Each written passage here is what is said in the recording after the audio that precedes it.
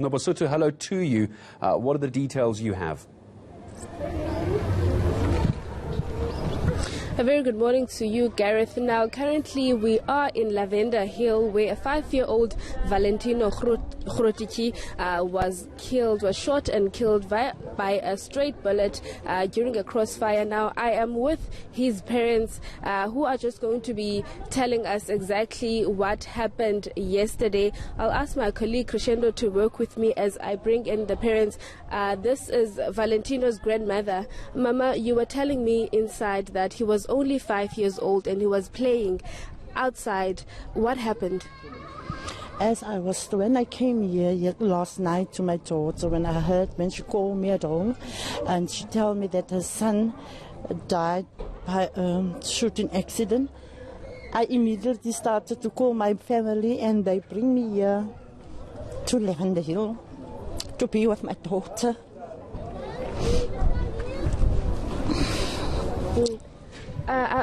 Gareth, I'm also joined by Valentino's parents who can just take us through, because I was speaking to the community leader who was telling me that they had bought Valentino Christmas clothes and they had already bought him the uniform to go to school. Mama, where were you when all of this happened? I was inside the house with my baby. I saw everything. And I hope the Lord will get me, will pay for what He done to my son. He will pay the price.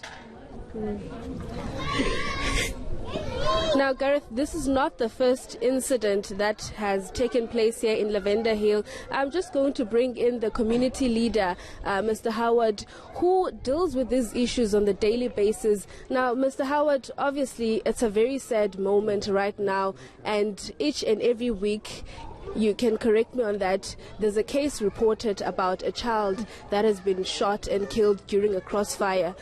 What is the state of the crisis here? I think from the community point of view, we are quite outrageous, seriously, to to witness what is happening in our community itself. I think it is unnecessary what's happening here, and I think the police, I think they're doing properly nothing. But I'm not. We understand that the army as well as the police, they are deployed in the Cape Flats. Are they patrolling in this particular vicinity? They come and they go. But at the end of the day, for innocent people to get involved in terms of the shooting, we don't understand what is their motive or why they're doing all these type of things itself. But we sitting here as a community itself, we're doing what we have to do. And the bad thing is, it's about 2-3 days before Christmas. To have such strategies in our community itself, it is unsatisfactory. Seriously, for us as a community, we have to stand together itself. We know exactly who the perpetrators is itself.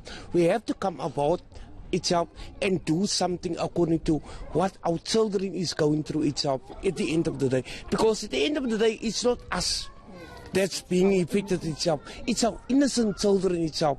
So I'm saying itself from today onwards, nothing and if the police is not going to do anything itself, the community is going to stand up itself and just to fight back, irrespective without guns or without the police itself. We as a community, without anything, as our power we have here, we're going to do that itself. And that's exactly what we're going to do. All right.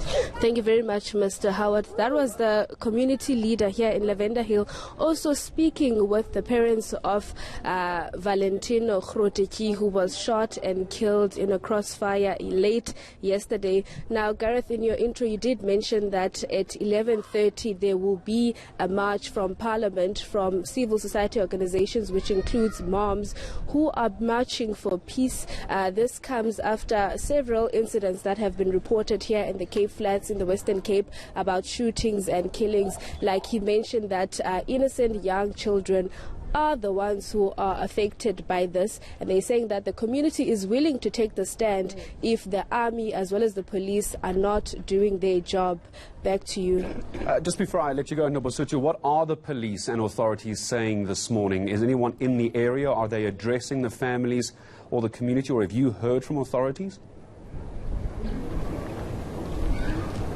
Well, as we drove in here, I must say there aren't police visibility around this area, and the communication that was issued yesterday was that the police are saying that they cannot at this point link the shooting of Valentino to gang violence, so they are still investigating. No one has been arrested at this particular time. Now, when we attended Stach's funeral, we saw the leaders from the so-called hard-living gangs as well as the other gang members who were saying that there won't be a retaliation for that particular shooting, and also they are calling for peace in the Cape Flats because they know and they understand what these shootings are doing to the communities, and they are willing to put an end to this, and they are calling for peace in the Cape Flats.